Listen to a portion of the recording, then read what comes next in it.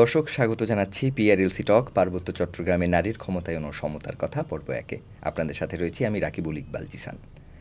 মানুষের জন্য ফাউন্ডেশন 2023 সাল থেকে ইউরোপীয় ইউনিয়নের অর্থায়নে অংশীদারিত্বের ভিত্তিতে পার্বত্য চট্টগ্রামে সহনশীল জীবিকার জন্য সহায়তা প্রকল্প বাস্তবায়ন করছে। আন্তর্জাতিক নারী দিবস উপলক্ষে আমাদের এবারের আয়োজনে আমরা তুলে ধরার চেষ্টা করব পার্বত্য চট্টগ্রামে বসবাসরত আদিবাসী ও বাঙালি নারীদের জীবন সংগ্রাম, তাদের ক্ষমতায়ন ও জেন্ডার বৈষম্য দূরীকরণের কথা।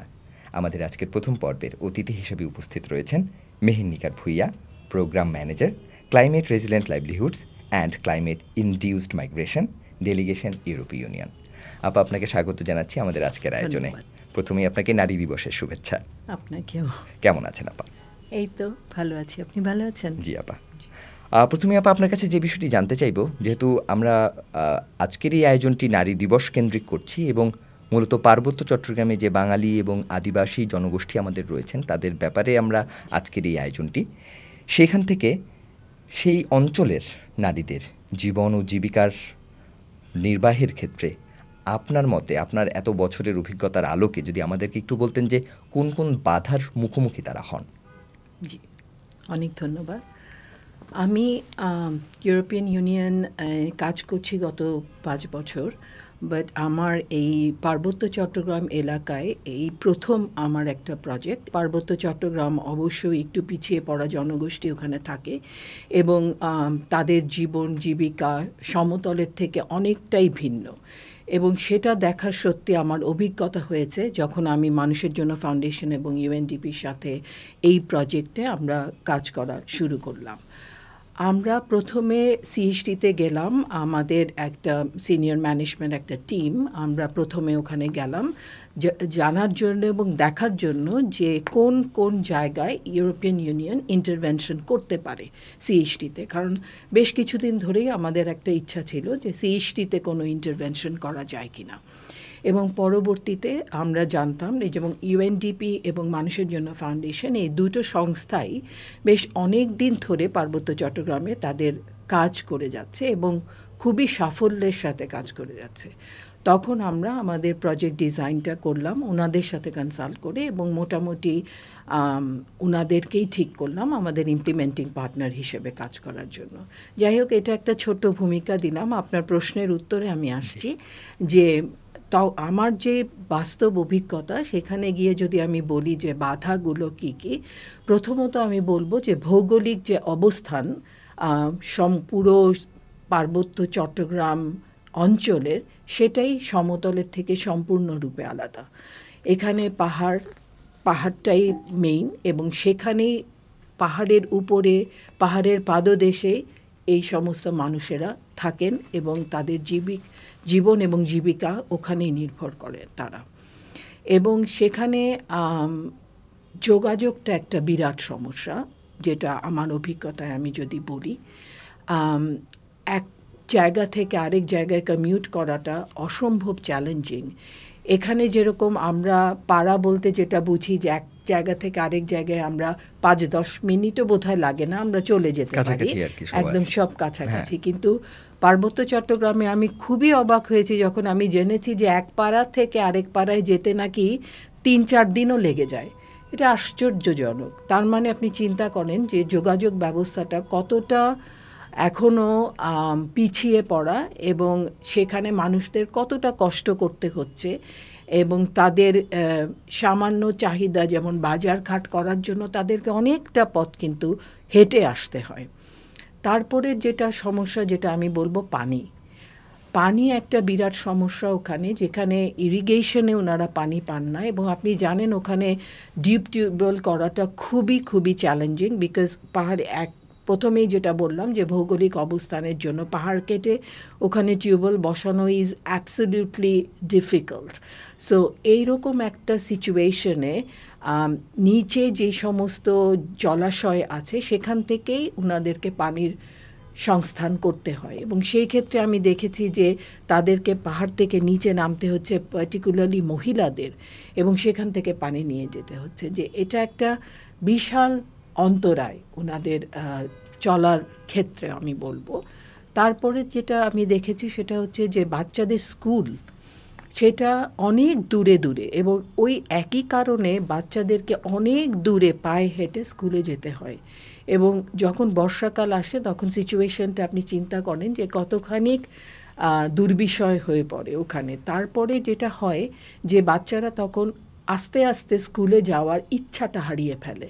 তখন কি হয়, ড্রপ আউট রেটটা অনেক বেড়ে যায়। সো এটা একটা বিরাট বাধা।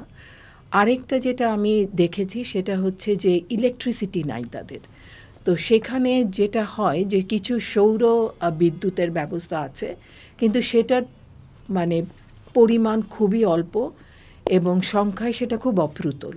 তো সেটা করতে গিয়ে যেটা হয় যে বাচ্চারা সন্ধ্যাবেলায় সেই পড়াশোনাটা করতে পারে না। এমনি আমাদের যারা পরিবার যারা আছে তারা ঠিক সন্ধ্যার পরে অন্ধকারের মধ্যে চলে যাচ্ছে। সো তাদের যে নর্মাল একটা লাইভলিহুড, একটা জীবনযাত্রার যে ব্যবস্থা, সেটা ভীষণভাবে ইম্প্যাক্টেড হচ্ছে। এবং তারপরে সবচেয়ে বড় যেটা হেলথ সার্ভিসেস, সেখানে একটা বিরাট ইস্যু। যেখানে আপনার কমিউনিটি ক্লিনিকগুলো, আমরা যতটুকু জানি যে এক একটা ৬,০০০ মানুষকে সার্ভ করার জন্য সরকার কমিউনিটি ক্লিনিকের ব্যবস্থা করেছে এক একটা ইউনিয়ন পর্যায়ে গিয়ে। কিন্তু উনাদের যেটা হয় যে ঘটনাটা হয়তো ঠিকই, কিন্তু যেহেতু যোগাযোগটা অসম্ভব অপ্রতুল এবং অসম্ভব কঠিন, সেই কারণে ওনাদের ওই হঠাৎ করে অসুস্থতা হলে ওনাদেরকে ছুটে যে কমিউনিটি ক্লিনিকে যাবে সেটাও ওনারা করতে পারেন। ইমার্জেন্সি ট্রিটমেন্টের অবস্থা খুবই খুবই খারাপ। মানে ওখানে যেটা হয় যে আমাদের হয়তো কিছু সরকারের তরফ থেকে অথবা কিছু প্রাইভেট উদ্যোগে, কিছু এনজিও সহায়তায় কিছু হেলথ ক্যাম্পস করা হয়, তখন হয়তো কিছুটা সাপোর্ট ওনারা পায়, কিন্তু সেটাও তো ধরেন খুবই কম, বছরে একবার, খুব বেশি হলে দুবার। তো সেই কারণে যেটা দেখা যায় যে এই হেলথ সাপোর্টটা এই ধরনের মানুষগুলো পায় না। হয়তো অকালে তাদের মৃত্যু হয়, অথবা তাদের যে রিপ্রোডাক্টিভ হেলথ, যে অ্যাডোলেসেন্ট গার্ল এবং প্রেগনেন্ট মহিলাদের, ওনাদের শরীরের এটা বিরাট ঝুঁকি, কারণ ওনারা রেগুলার ট্রিটমেন্টটা পাচ্ছে না ডক্টরের কাছ থেকে, এবং ওনাদের ওই আলটিমেটলি হাতুড়ে ডাক্তার বা কবিরাজ বৈদ্য এদের কাছেই যেতে হচ্ছে, যেটা স্বাস্থ্য ঝুঁকি বাড়াচ্ছে, বই কমছে না। সো এইগুলাই আমার কাছে মনে হয় যে পার্বত্য চট্টগ্রামের কতগুলো বিরাট বাধা। এখন বর্তমানে আপনি কোন কোন সমস্যাগুলোকে আসলে বেশি দেখছেন বলে মনে করেন? আচ্ছা, আমি যেগুলো দেখছি সেটা হচ্ছে যে আমি যখন ফিল্ডে যাই প্রকল্প দেখতে, তখন এই কিছুটা এই গত সপ্তাহের যদি আমি আমার অভিজ্ঞতাটা শেয়ার করি, আমি কিছু ওখানে মাদেরকে দেখলাম। সেখানে আরেকটা জিনিস আছে যে সামাজিক অবস্থা, সেটাও কিন্তু আমার আসলে বলা উচিত ছিল প্রথমেই, যে ওখানের যে ওভারঅল সামাজিক অবস্থাটা সেটাও কিন্তু অনেকটাই পিছিয়ে পড়া। ওরা চায় যে দ্রুত অ্যাডোলেসেন্ট গার্লদের বিয়ে দিয়ে দিতে, কারণ এই যে পড়াশোনার যে একটা বাধা, তখন বাবা মারা মনে করে বিয়ে দিতে পারলেই বোধহয় ওনাদের অনেকটা দায়িত্ব চলে যায়। সো ওখানে আমি দেখেছি অনেক ছোট ছোট বাচ্চা যাদের বিয়ে হয়ে গেছে, হয়তো 15-16 বছর বয়স, এবং তাদের কোলেও আমি বাচ্চা দেখেছি, মানে তাদের বাচ্চা। তো আপনি চিন্তা করেন এই যে স্বাস্থ্য ঝুঁকি, এইটাকে আমি একটা বিরাট বড় চ্যালেঞ্জ হিসেবে দেখছি, যে অ্যাডোলেসেন্ট গার্লরাও মাদার অফ কিডস, এবং তাদের কিন্তু স্বাস্থ্য ঝুঁকি অনেক বেশি, কারণ যেহেতু তারা নিজেরাই অনেক বেশি সচেতন না এখনও ওনাদের ম্যাটার্নাল হেলথ ইস্যুসগুলো নিয়ে, তারপরে বাচ্চার সেফটি এবং বাচ্চার হেলথ ইস্যুসগুলো নিয়ে। তো সেই ক্ষেত্রে আমি বলবো যে আমাদের প্রজেক্ট, পিআরএলসি প্রজেক্ট, এখানে একটা বিরাট ভূমিকা রাখছে নিউট্রিশন। এখানেই আপনার জানতে চাওয়ার ছিল যে পিআরএলসি প্রজেক্ট 2023 সাল থেকে পাহাড়ের এই পার্বত্য চট্টগ্রাম অঞ্চলের এই সকল মানুষের জীবনমান উন্নয়নের জন্য কাজ করছে। তো আসলে কোন কোন কার্যক্রম তারা এই অঞ্চলগুলোতে পরিচালনা করছে তাদের এই জীবনমান উন্নয়নের ক্ষেত্রে এবং তাদের অবস্থাকে আরও টেকসই করার ক্ষেত্রে, সেগুলো যদি আমাদেরকে একটু বলতেন। আমাদের মূলত 3টা কম্পোনেন্টে পিআরএলসিটা কাজ করে। সেটা হচ্ছে রেজিলিয়েন্ট লাইভলিহুড, যেটা যদি আমি একটু ব্যাখ্যা করি, সেটা হচ্ছে যে আমরা কিছু গ্রুপ তৈরি করি। তো সেখানে 30 থেকে 32 জন সদস্য বেষ্টিত একটা গ্রুপ তৈরি করা হয়, এবং যেখানে মূলত যেটা করা হয় যে ওনাদের এগ্রিকালচার, ক্লাইমেট রেজিলিয়েন্ট এগ্রিকালচার টেকনোলজির উপরে কিছু অ্যাডভান্সড টাইপের নলেজ এবং স্কিলস টেকনোলজি শেয়ার করা হয়। কারণ আপনি জানেন যে যেহেতু ওনারা পিছিয়ে পড়া, ওনাদের যেই প্রোডাকশনের যে টেকনিক্সগুলো সেগুলো খুব ট্রেডিশনাল।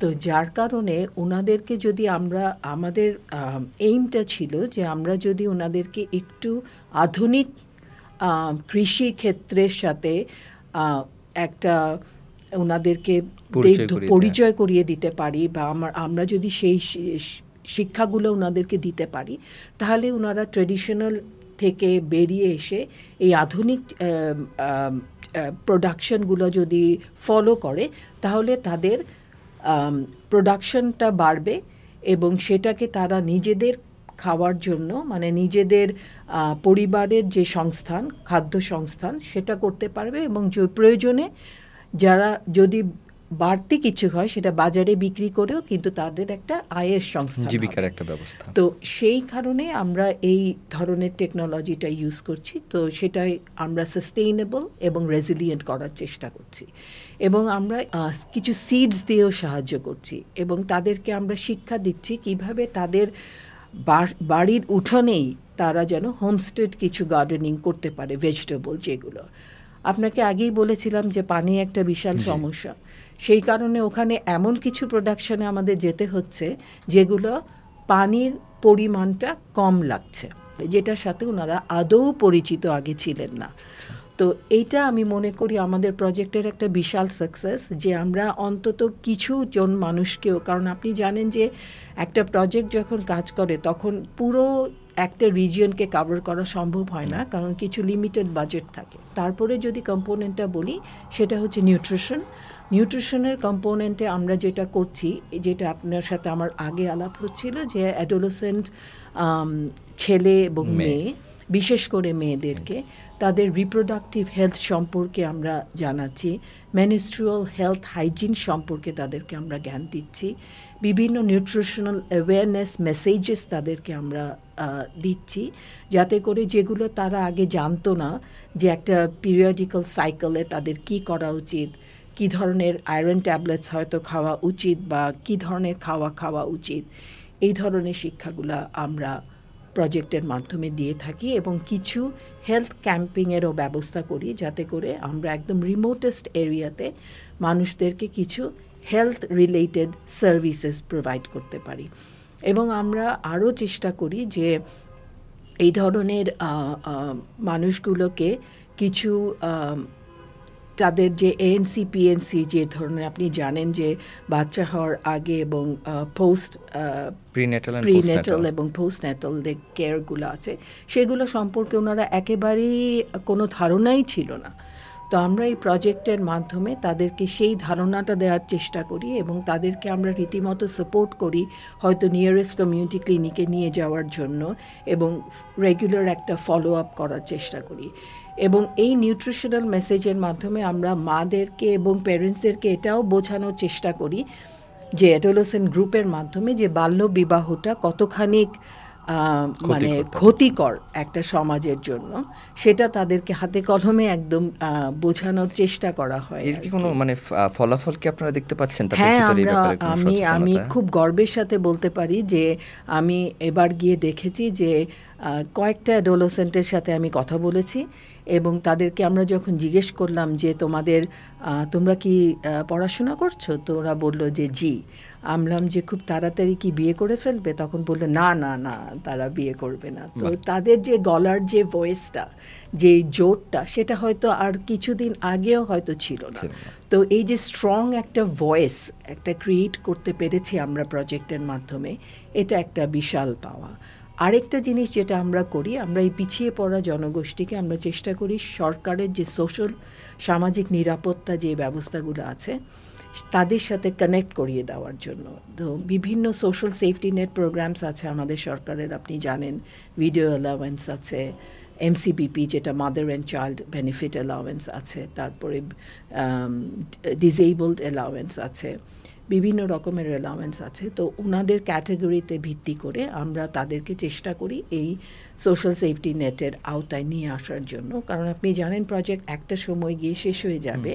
তো beyond the project period, in order to have a sustainable livelihood arrangement for this people, এই অ্যারেঞ্জমেন্টটা অত্যন্ত জরুরি, যাতে করে তারা একটা লং টার্ম একটা সার্ভিস নেটের আওতায় চলে আসে, যেখান থেকে তারা এই ব্যবস্থাটা এবং সেবাগুলো পেতে পারে। এই ব্যাপারটা যদি আরেকটু বিস্তারিত আপনার কাছ থেকে জানতে চাই, পিআরএলসি আসলে কিভাবে প্রকল্পের মাধ্যমে এই সেবাগুলো নিশ্চিত করছে যাতে এই আদিবাসী গোষ্ঠী হোক কিংবা বাঙালিরা যাতে এই সেবাটি পায়, এটি যদি আমাদেরকে একটু বলতেন। আমরা যেটা করি সেটা হচ্ছে বিভিন্ন সেশন যেগুলো হয়, ফার্মার্স ফিল্ড স্কুল ফ্যাসিলিটেটার্স যেটা আমরা বলছি, তাদের সাথে যখন আমরা বৈঠক করি, কারণ এখানে উঠান বৈঠক হয় আপনি জানেন প্রত্যেকটা, তখন যখন আমরা বৈঠক করি এবং অ্যাডোলেসেন্ট দলদের সাথে যখন আমরা বৈঠক করি, মা ফোরামের সাথে যখন কথা বলি, তখন তাদের ক্রাইটেরিয়া সেট করে তাদেরকে আমরা, আমাদের যারা পার্টনার অর্গানাইজেশন আছে যারা ওখানে কাজ করছে, তারা ওনাদের একটা তালিকা তৈরি করে এবং তালিকা তৈরি করে ইউনিয়ন পরিষদের কাছে নিয়ে যায় এবং তাদের পুরো প্লেস ওভাবে করে যে এই মানুষটা eligible for this sort of services, social safety net services. তো সেইভাবে তালিকা করে ইউনিয়ন পরিষদের সাথে ওখানে কাজ করে ওনাদের সাথে নেগোসিয়েশন করে তারপরে ওনাদেরকে এই স্কিমের আন্ডারে আনা হয়। কিন্তু এখানেও কিছু প্রতিবন্ধকতা আছে, আসলে আমি যদি একটু খোলাখুলিভাবেই একটু বলি, সেটা হচ্ছে আমরা কিছু দেখেছি যে আমাদের বেনিফিশিয়ারিরা এবার বলেছে যে আপা আমরা তো যাই, কিন্তু আমাদেরকে তো ওনারা সহজে আনতে চায় না সেবার আওতায়। তো যেটা এরা একে তো অত্যন্ত গরিব এবং পিছিয়ে পড়া জনগোষ্ঠী, এবং যেহেতু ওনাদের শিক্ষার আলোটা একেবারেই নেই, যার কারণে ওনাদের ভয়েসটাও অত স্ট্রং না। তো যার কারণে যখন ওনারা যায় তখন সেই সেবাটা তো ওনারা যখন পায় না, ওনারা তো স্ট্রংলি সেটা অ্যাডভোকেটও করতে পারে না। তো সেখানে একটা বিরাট জিনিস। আমি জানি না যে এই সমস্যাটা আমরা কিভাবে সমাধান করতে পারি, কারণ এই জায়গাটা সত্যি খুব জটিল, যেখানে ইউরোপিয়ান ইউনিয়ন অথবা মানুষের জন্য ফাউন্ডেশন এবং আমরা যাদের পার্টনার অর্গানাইজেশনস আছে তাদের সাথে যে আমরা কাজ করে সমন্বিতভাবে যদি আমরা এই চ্যালেঞ্জটা মোকাবেলা করতে পারি এবং আমরা যদি ইউনিয়ন পরিষদের মেম্বার এবং চেয়ারম্যানদেরকে সাথে কথা বলে ব্যাপারটার ইম্পর্টেন্সটা ওনাদেরকে বোঝাতে পারি, আমার মনে হয় সেই ক্ষেত্রে কেবলমাত্র এই সেবাগুলা সহজে ওনাদের জন্য পাওয়া সম্ভব। তো আপা এইখান থেকেই যদি আমি আরেকটা প্রশ্নের অবতারণা করি, সেটি হচ্ছে যে বিভিন্ন স্টেক হোল্ডার এখানে রয়েছেন এবং এর পাশাপাশি বিভিন্ন ডেভেলপমেন্ট অর্গানাইজেশন এখানে কাজ করছে, এনজিও কাজ করছে, গভর্নমেন্টের বিভিন্ন স্টেক কাজ করছে, কিংবা বেসরকারি সংস্থাগুলো এখানে কাজ করছে। তো সবার জন্য কাজ করার ক্ষেত্রে কমন কোনো একটা গ্রাউন্ড কিংবা কাজ করার আর কি সুযোগ আছে বা থাকতে পারে বলে আপনি মনে করেন, যার ফলে এই যে আমরা যে জীবনমান উন্নয়নের কথা বলছি এটিকে আসলে সাস্টেইনেবল করা, যেটি আমাদের মূল লক্ষ্য, এটি করা পসিবল? জি, আসলে এখানে সবচেয়ে বড় ভূমিকা যিনি রাখতে পারবেন সেটা হচ্ছে আমাদের সরকার। যেহেতু মানে পুরো জিনিসটার অবস্থানটাই সমতলের থেকে কমপ্লিটলি ডিফারেন্ট, তো সেখানে সরকারকে একটা বিরাট ভূমিকা রাখতে হবে এবং এগিয়ে আসতে হবে ওনাদের যোগাযোগ ব্যবস্থার উন্নতি করার জন্য। আমি এটা বলছি না যে যোগাযোগ ব্যবস্থার উন্নতি হয়নি, এটা বললে ভুল বলা হবে। তবে যোগাযোগ ব্যবস্থার আরও উন্নতি না করলে ওনাদের জন্য মানে একটি সুন্দর জীবন পাওয়ার জন্য এটা একটা বিরাট জায়গা কাজ করার। এবং আমি মনে করি যে আমাদের অন্যান্য ডেভেলপমেন্ট পার্টনার্স যারা কাজ করছেন এবং সিএইচটির প্রতি ইন্টারেস্টেড, যে ওখানে কাজ করতে চান, এবং বিভিন্ন ন্যাশনাল এবং ইন্টারন্যাশনাল এনজিওস এবং সিভিল সোসাইটি অর্গানাইজেশনস, ওনারা আসলে এই যোগাযোগ, শিক্ষা, তারপরে যদি রিনিউয়েবল এনার্জির ক্ষেত্রে একটু কাজ করেন, যদি একটু বেশি করে সোলার প্যানেল ব্যবস্থা করা যায়, কারণ ইলেকট্রিসিটিটা তো সম্পূর্ণ সরকারের দায়িত্ব, এবং ওখানে ইলেকট্রিসিটিটা দেয়া আস্তে আস্তে হয়তো হবে। এখন পর্যন্ত কিছু গ্রামে গেছে, কিছু গ্রামে এখনও যায়নি। তো সেটার ব্যবস্থা সরকারকে আলটিমেটলি করতে হবে। নারীর ক্ষমতায়ন এই বিষয়টি ওই পাহাড়ে বলি কিংবা ওই পার্বত্য অঞ্চলের নারীদের অবস্থানের কথা বলি, এই ক্ষমতায়নের জায়গাটি আপনি কেমন দেখছেন সেখানে, এটা যদি আমাদেরকে একটু বলতেন। আমি যদি পার্বত্য চট্টগ্রামের কথা ধরি, আমি আসলে সরাসরি আমার প্রজেক্টেই চলে যাব। কারণ আমি যেটা আগে পড়েছি বা জেনেছি যে পার্বত্য চট্টগ্রামের মানুষ অনেক বেশি শাই, ওনাদের ভয়েস রেইজ করতে চান না, এবং যেহেতু ওনারা পিছিয়ে পড়া জনগোষ্ঠী, যেহেতু ওনারা একটা আলাদা জায়গায় বাস করেন, তো ওনারা নিজেদের যে সমস্যাগুলো আছে সেগুলো ঠিক মতন আসলে তুলে ধরতে পারেন না। কিন্তু এবার গিয়ে আমি খুবই আশ্চর্য হয়েছি যে আপনাকে আমি ছোট্ট একটা মজার অভিজ্ঞতাই বলি। আমরা যখন বসে কথা বলছিলাম তখন আমি জিজ্ঞেস করেছি যে আপা, আপনাদের সমস্যাগুলো কি যদি একটু বলতেন। তো একজন মহিলা উঠে দাঁড়িয়ে খুব কনফিডেন্টলি বলল, আমাদের তো আপা সমস্যার শেষ নাই। তখন আমি বললাম যে না, তাও যদি একটু বলেন। তখন উনি বললেন, একে একে করে উনি বললেন পানির সমস্যা, যোগাযোগ, শিক্ষার সমস্যা, স্বাস্থ্যের সমস্যা, বিদ্যুতের সমস্যা। তারপরে তখন উনি বললেন যে এতগুলো সমস্যা আপনি তো সমাধান করতে পারবেন না। তা আমি হেসে দিয়ে বললাম যে আমি যতটুকুন পারি ততটুকুন করব, আমাদের প্রজেক্টের মাধ্যমে পুরোটা তো আমাদের করা সম্ভব হবে না। তখন পাশ থেকে আরেকজন বলছে যে এই তুমি এতগুলা কথা বলছো কেন? তখন উনি বলছে, কেন বলবো না, উনি জানতে চেয়েছে তাই আমি বলছি। তো আমি সমস্যাগুলার কথা বলছি না, আমি বলছি যে উনি যে স্ট্রংলি ওনার ভয়েসটা রেইজ করে এখানে যে আমাদের সামনে, আগে তো কথাই বলতে ওনারা ভয় পেতেন, সেখানে দাঁড়িয়ে উঠে এতগুলো সমস্যা অবলীলায় বলে গেলেন, এটা যে কতখানি ভালো লেগেছে আমার কাছে যে সেটা আমি আসলে ভাষায় প্রকাশ করতে পারবো না। তো আমি এই দিক থেকে বলতে পারি যে নারীরা ক্ষমতায়ন অবশ্যই পিআরএলসি প্রজেক্টের মাধ্যমে হচ্ছে এবং আগামীতেও হবে, এবং আমি আশা করব যে এটা ধরে রাখা সম্ভব হবে। তো আপনার দৃষ্টিতে ওইখানকার পুরুষদের সেই ভূমিকাটি কেমন এবং তারা আসলে কতটা এই সমতা রক্ষার জন্য কাজ করছে বলে আপনার মনে হয়? আচ্ছা, অনেক ধন্যবাদ। নারীর যে সমতার কথা যদি আমি বলি, নারী পুরুষের সমতা, সেটা আমরা সমতলেও দেখেছি যে এখনও সেখানে অনেকখানি ডিসপ্যারিটি দেখা যায় বিভিন্ন ক্ষেত্রে। পার্বত্য চট্টগ্রামের অবস্থাটা কিন্তু আরও সঙ্গীন, কারণ আমার বিভিন্ন অভিজ্ঞতার আলোকে যেটা আমি দেখেছি যে সেখানে নারীরা এখনও অনেক অবহেলিত, এবং সেখানে যদিও নারীরা একটা বিরাট সংসারের বার্ডেন কিন্তু ওনারাই নেন। এই ছোট ছোট কাজ করাগুলো সবগুলোই নারীরা করেন, এই পানি আনা, ঘরের সাংসারিক সমস্ত কাজ, রান্না বান্না, সব কিছু, কৃষিক্ষেত্রেও। জি, সেখানে দেখা যায় যে তাদের যেই সম্মানটা বা যেই প্রাপ্যটুকু পাওয়া উচিত সেইটা কিন্তু ওনারা কখনোই পান না, এবং নারীরা ওখানে অনেক পিছিয়ে আছে, আমি যদি আমার অভিজ্ঞতার আলোকে বলি। কিন্তু একটা এবং আরও কিছু ব্যাপার আছে যেটা আমি বিভিন্ন ওমেন লিডার্সদের সাথে কথা বলে যেটা জেনেছি, যে ওখানের অবস্থাটা যদি আমি একটা দুটো উদাহরণ আপনাকে দেই তাহলে আপনি বুঝতে পারবেন যে কতটা অবহেলিত এবং নির্যাতিত হয় নারীরা।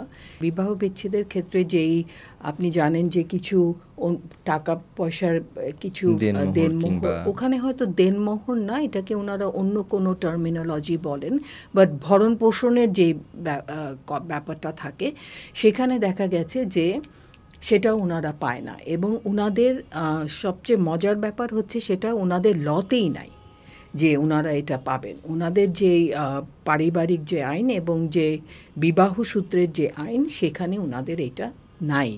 তো যার কারণে আপনি দেখেন যে সেই ক্ষেত্রেও মহিলারা অনেক বেশি অবহেলিত এবং ওই প্রাপ্য সম্মানটুকু ওনারা পাচ্ছেন না।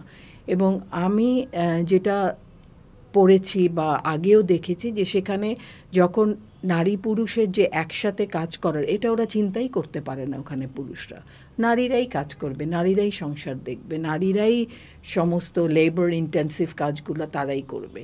তো এটা একটা বিরাট অসমতার জায়গা। তো এখানে পুরুষদের অবশ্যই একটা বিরাট ভূমিকা আছে এবং আমাদের প্রজেক্টের মাধ্যমে আমরা সেই অ্যাওয়ারনেসগুলোই দেওয়ার চেষ্টা করছি এবং আমরা যথেষ্ট সফলতা অর্জন করেছি। এখানে আমি বলবো যেখানে আমরা পুরুষদেরকেও আমরা দলে অন্তর্ভুক্ত করি এবং তাদেরকেও আমরা অ্যাওয়ারনেস মেসেজেসগুলো দেওয়ার চেষ্টা করি এবং তাদেরকে বোঝানোর চেষ্টা করি যে ওনাদের ভূমিকাটাও একটা সংসারের উন্নতির জন্য একসাথে কাজ করাটা কতখানি জরুরি। তো সেই ক্ষেত্রে আমি বলবো কিছু সফলতা এসেছে, তবে এখনও অনেক দূর যেতে হবে, কারণ পার্বত্য চট্টগ্রামের চিত্রটা সম্পূর্ণরূপেই ভিন্ন। চমৎকার আপা, মানে আসলে অনেক দূরে যাওয়ার পথটা আমাদের আসলে মসৃণ করার জন্য সবাইকে হাতে হাত রেখে একসাথে কাজ করাটা খুবই জরুরি। আমরা আমাদের আজকের আয়োজনে একেবারে শেষ পর্যায়ে চলে এসেছি আপা।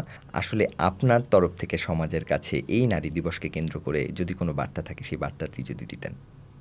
আচ্ছা, আপনারা জানেন যে এবার 2025-এ আন্তর্জাতিক নারী দিবসের যেই প্রতিপাদ্য বিষয় সেটা হচ্ছে অধিকার, সমতা, ক্ষমতায়ন, নারী ও কন্যার উন্নয়ন।